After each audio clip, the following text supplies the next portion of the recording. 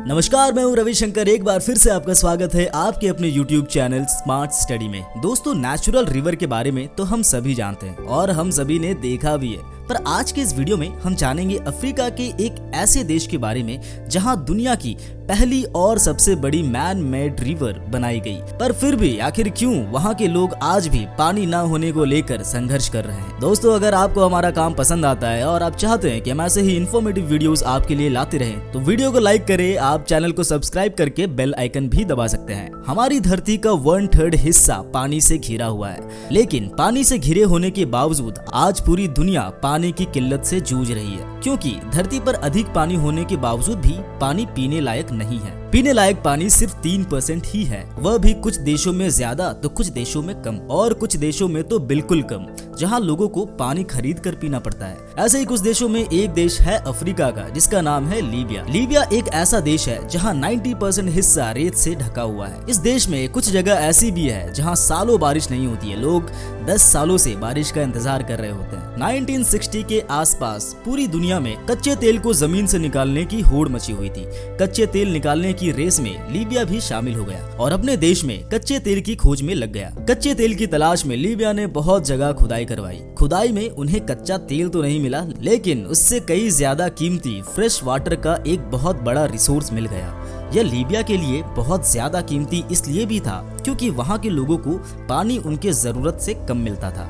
ऐसे में fresh water का इतना बड़ा रिसोर्स मिलना उनके लिए किसी वरदान से कम नहीं था। साउथ लीबिया की एक बहुत बड़े हिस्से में पाई गई अंडरग्राउंड वाटर का ये सोर्स ईस्ट सहारा डेजर्ट में पानी का सबसे बड़ा सोर्स है, जो अफ्रीकन देशों की 4 बॉर्डर से लगा हुआ है। वहाँ के तानाशाह नेता मुअम्मर गद्दाफी ने इसका इस्तेमाल करके दुनिया की सबसे बड़ी अंडरग्राउंड वाटर सप्लाई का प्रोजेक्ट शुरू किया, ताकि उस जगह से लीबिया के नॉर्थ में रहने वाले लोगों को पानी भेजा जा सके। सहारा रेगिस्तान के इस मैदान में आर्टिफिशियल नदी बनाने के लिए रेगिस्तान के नीचे मोटी मोटी पाइप बिछाई गई, जिसके लिए बड़ी सुरंग की तरह दिखने वाले करीब 30 फीट के डायग्राम वाले पाइप को लगाया गया और इन्हें चलाने के लिए लगातार बिजली देने का प्रबंध किया गया। ये स्टील के बने पाइप्स 13 फुट मोटा था, जिसके एक पाइप में 8 किलोमीटर स्टील वायर्स लगे हुए थे। 2820 किलोमीटर लंबी नदी बनाने थे, इसलिए इसमें लाखों पाइप्स की जरूरत थी। इतने बड़े पैमाने में पाइप तैयार करने के लिए स्पेशल फैक्ट्रीज लगाए गए और बड़े पैमाने पर पाइप तैयार किए जाने लगे। इन पाइप्स को बिछाना कोई आसान काम नहीं था, क्योंकि जहां पाइप्स बिछ रहे थे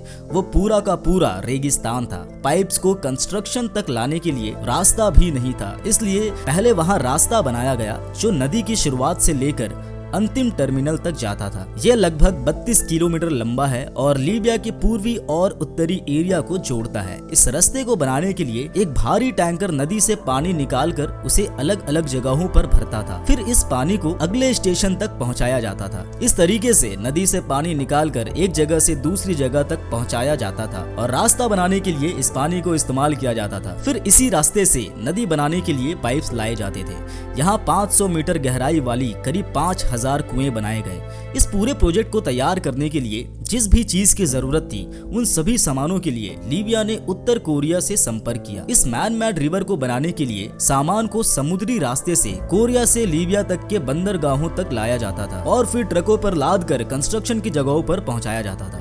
इस पूरे प्रोजेक्ट में करीब 25 बिलियन US$ खर्च किए गए थे और लीबिया ने इतना बड़ा खर्च बिना किसी देश के हेल्प के पूरा किया। यहाँ तक कि वर्ल्ड बैंक से भी कोई लोन नहीं लिया। लीबिया ने सारे खर्च पेट्रोल से हो रही आमदनी से जुटाया। देखा जाए तो लीबिया ने पेट्रोल बेचकर पानी लाया है और इस पानी की खोज पेट्रोल से ही जुड़ी थी। हर प्रोजेक्ट में लगे सभी टेक्नीशियन और ट्रेनिंग को लेकर 1990 में यूनेस्को ने लीबिया की मदद जरूर की थी और सभी इंजीनियर्स और टेक्नीशियन को हाई क्लास ट्रेनिंग दी गई और यही कारण रहा कि लीबिया ने पूरे प्रोजेक्ट को तय किए गए डेट पर खत्म कर लिया, जो उनके लिए बड़ी सक्सेस होने वाली थी। इसके साथ ही प्रोजेक्ट में 1 बिलियन यूरो का इन्वेस्टमेंट करके 50,000 पाल्म ट्री लगाए गए, ताकि पानी का वाष्पीकरण होता रहे। इस मैन मेड रिवर का नामकरण लीबिया के भाषा में एक बहुत बड़े उत्सव के दौरान किया गया था। नाम का अगर हिंदी अनुवाद करें तो वह होगा महाजन नद। अगर इस मैन मेड प्रोजेक्ट की प्रोसेसिंग की बात करें तो शुरुआती फेज में सिर्फ पाइप बिछाने के लिए जमीन में सिर्फ 20 फीट गहराई और 730 मील लंबी खुदाई की गई थी। इस दौरान 3 बिलियन क्यूबिक पत्थरों को हटाया गया। मजदूरों को सबसे ज्यादा परेशानी और मेहनत इन बड़े बड़े पत्थरों को हटाने में ही करनी पड़ी थी।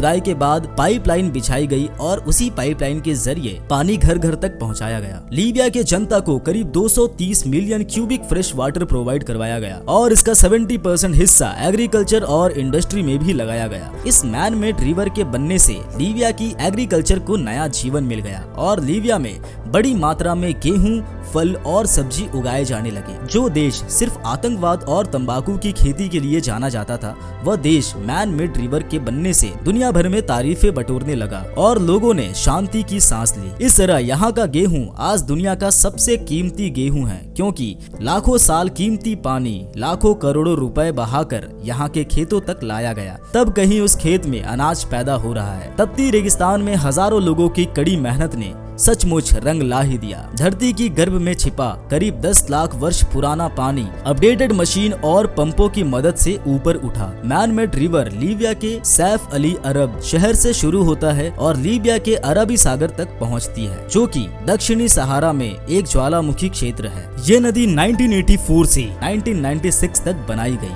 1991 का वो लकी दिन जब पहले फेज के उद्घाटन के दौरान पूरे देश से और पड़ोसी देशों से नेता, न्यूज रिपोर्टर सब के सब जमा थे। बटन दबाकर उद्घाटन करते हुए कर्नल गद्दाफी ने इस आधुनिक नदी की तुलना रेगिस्तान में बने पिरामिड से की थी और इसे दुनिया का 8वां आश्चर्य कहा था। लेकिन 2011 में लीबिया में पहला गृह युद्ध शुरू हो गया, जिसमें यूरोपियन देशों में हिस्सेदारी की वजह से नाटो ने भी लीबिया पर हमला कर दिया और नाटो ने इस हमले में 2 वाटर प्लांट पूरी तरह से बर्बाद कर दिया और साथ ही देश के तानाशाह मोहम्मद गद्दाफी की भी गोली लगने से मौत हो गई। इसके बाद अधूरे पड़े वाटर इंफ्रास्ट्रक्चर पर किसी ने भी ध्यान नहीं दिया, जिस कारण प्रोजेक्ट के अंदर बने करीब 100 कुएं पूरी तरह नष्ट हो गए।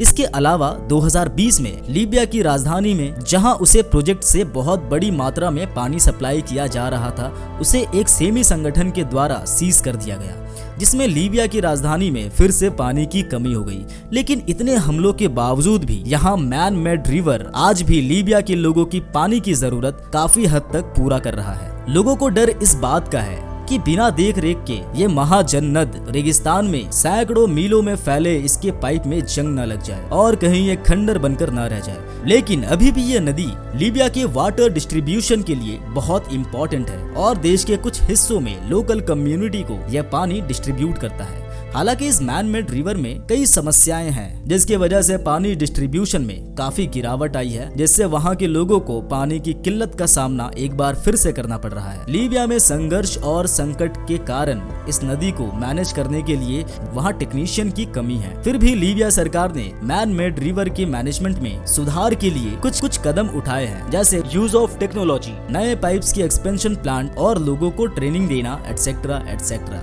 दोस्तों, आपको क्या लगता है, क्या लीबिया के लोग कभी पानी के संघर्ष से ऊपर आ पाएंगे? ये हमें कमेंट्स में जरूर बताएं और अगर आपको हमारा वीडियो पसंद आता है तो उसे लाइक करें, चैनल को सब्सक्राइब करें और अपने दोस्तों के साथ जरूर शेयर करें। आज के लिए इतना ही, मिलते हैं अगले वीडियो में, तब तक के लिए नमस्कार।